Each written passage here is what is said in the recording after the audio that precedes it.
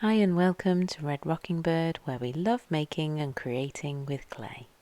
I will be using air dry clay to make clay pins, necklaces and keychains. Do you know, I get asked so often if we can make our air dry clay ideas and then sell them, and how I do it. Till now I haven't added any air dry clay items to my shop, but let's change that.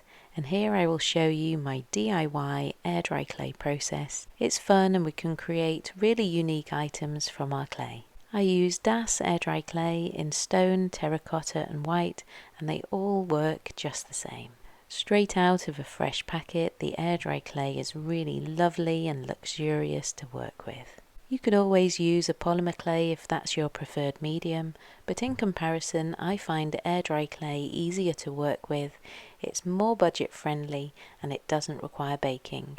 We're all different though, so you pick what you prefer. My all-time favourite brand is Das air dry clay. Watch to the end and let me know if my finished creations are worthy of going on my online store.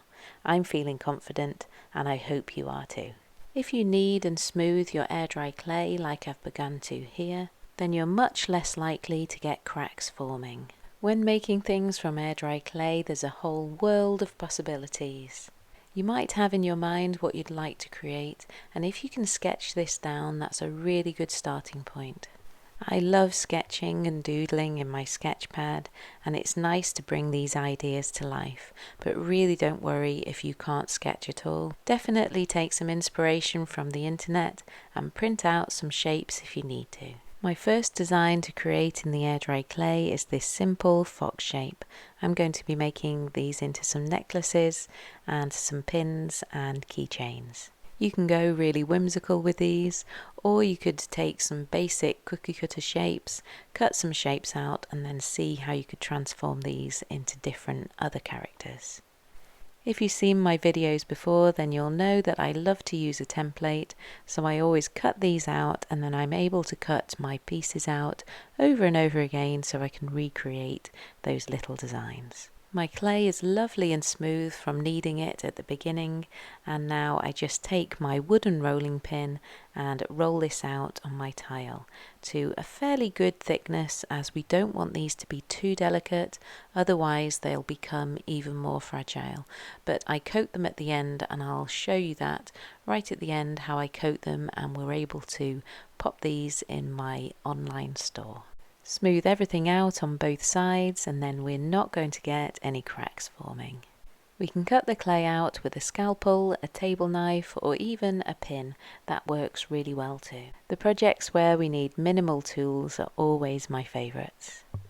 I'm scoring around the edge here to be able to cut it later, but my favourite top tip is to, if you cut your template out of card, then you can roll over this and it leaves a good indent, and then you're able to cut this out with the scalpel nice and neatly, and you don't have to hold that template in place while cutting, and so it makes it really quick, simple and easy. If you are enjoying this video, please do give it a like and please comment below, and I'd love it if you'd subscribe too. Thank you.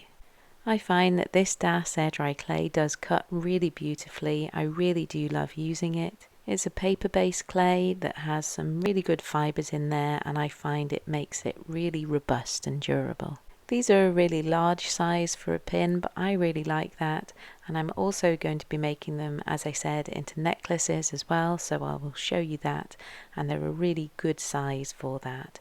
You don't want to go too thin and too fragile like the tail there. You wouldn't want to go any thinner on that, as it would stand a greater chance of breaking off. Now that I'm happy with the overall shape, I take the tiniest bit of water on my finger and I can smooth out all the little edges. This neatens and tidies everything up, and it means you don't have to do too much sanding once it's actually dried. As well as using our fingers, I also like to use a soft paintbrush. I dip this in the water and then smooth out all the edges, also allowing us to get right into the corners. I now leave this to dry, but before making some more, I make myself a cup of tea.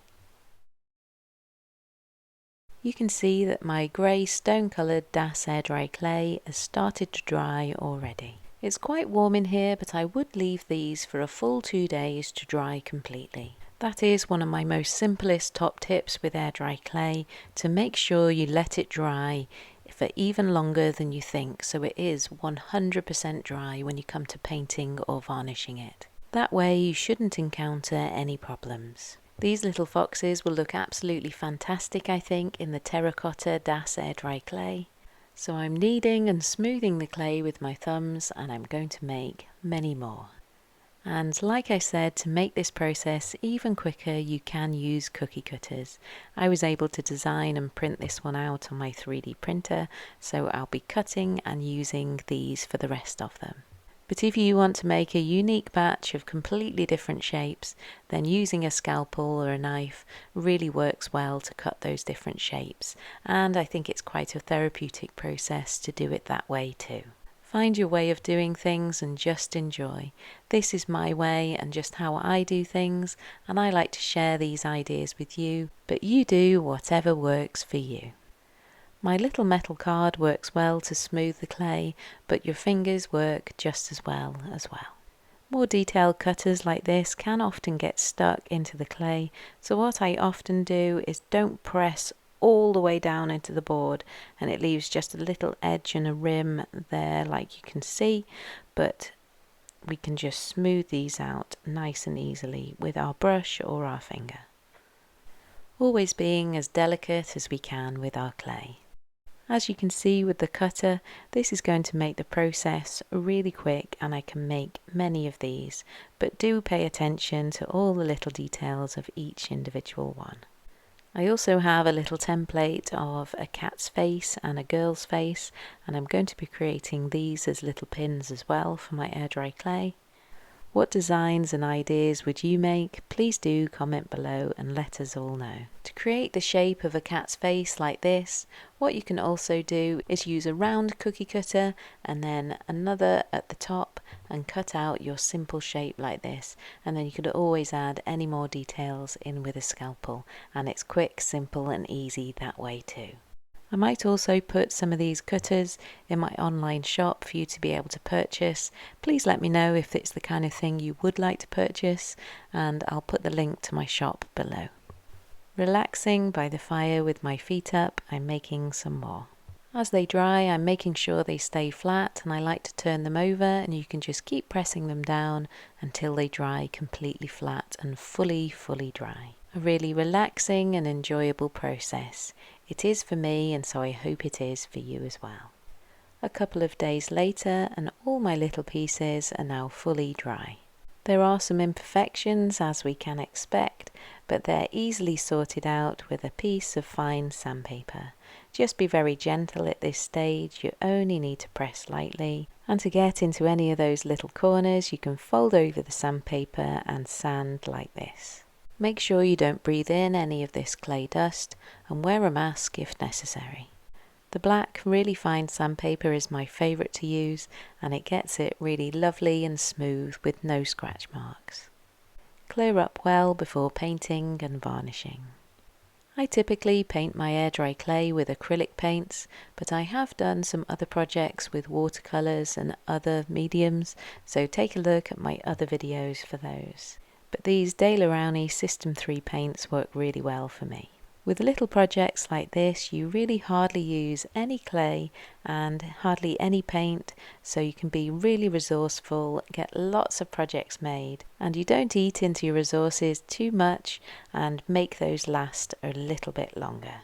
I was going to paint the whole belly of the fox in white, but then as I got the paint out, I decided, no, I'm going to add some little strokes of colour and strokes of white and add that detail in that way. And that's what I like about these different projects as we move along.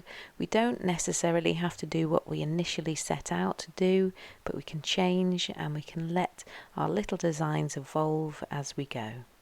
I have a really fine paintbrush to paint in these details. But if your hand's not that steady, then do go much bolder. Work to your strengths and don't be afraid to ever change that plan. It's your project and you do exactly as you wish. Keep taking a break, and as you do so, make sure you wash those brushes out really well. Acrylic paint does have a habit of ruining those paintbrushes if we leave it in too long. So with these ones I've used the base colour of the clay as my colour and then just using a basic black and white for the details. Even though I've painted them all the same, each one is slightly different and I do love that. Super cute, and I have lots more to carry on painting.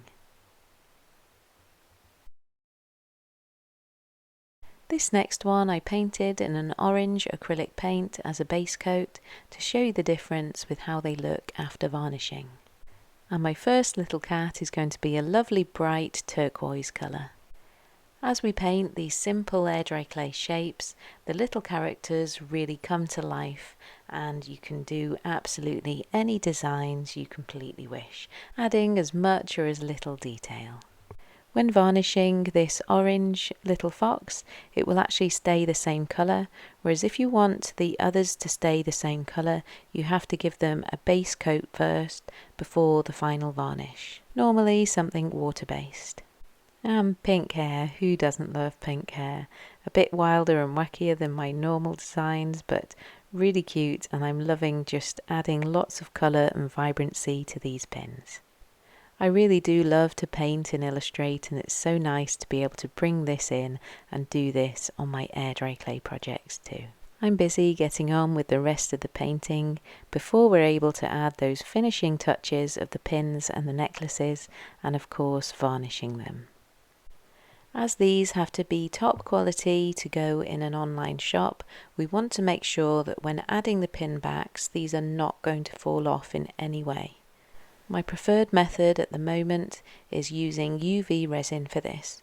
So I add a dot of UV resin to begin with to secure those down, then add some more resin over the top, smoothing it out to the edges, making sure the little pins are where we want them exactly, and then I can put these under my UV lamp and set the back and set the pins in place. Make sure you're doing this in a well ventilated space and use the correct PPE. This process does take a little bit of time, but it really does give the air dry clay a lot of durability and a lot of strength. UV resin can also be applied using a soft brush, but don't use your best brushes for this. Now that the back is complete with the pins, I'm taking advantage of this and placing those pins into some plasticine so that I'm able to get around the rest of the fox. Again, do what works best for you. Adding a little heat like this just pops any bubbles. If you have a better sequence of adding your UV resin to items like this, please do let us know in the comments below. As I'm always saying, I know we always do things differently, all of us do, and sometimes we like the way we're doing it, but we can learn from others and might find that little better way. The pins are working well, so now let's move on to making one into a necklace. You can attach eyelets into the clay while it's already wet and let it dry that way, but I didn't do mine at the beginning as I wanted to just explore and see how I wanted all these little pieces to turn out. So I have a little drill, I've drilled 2 holes, I have some little miniature hooks, add a little bit of resin onto the end of the hook and screw these in, and these are going to be my necklaces. Every time I take a break from the resin, I make sure I wash that brush out, and I find a bit of oil and a bit of soap mixed together, and then a nice soapy wash really cleans out that brush. Just make sure you get all the excess out of the brush before washing. I've added some cord to the necklaces and some keychains to my keychains, and I think the pins and everything look really great. So when I put them together on a card like this as well, I think they look even better. This is the fox that I added the orange acrylic paint to, and this is the fox that I added the water-based layer underneath the resin first so that it didn't go that darker colour. And these ones I just added the resin on top of the bare air dry clay. What do you think? Are they fit for my store? They're certainly sturdy and robust because we've made that air dry clay good and thick and added that resin. What do you think? Please do let me know below. Thank you for watching, and I'll see you in the next creative video.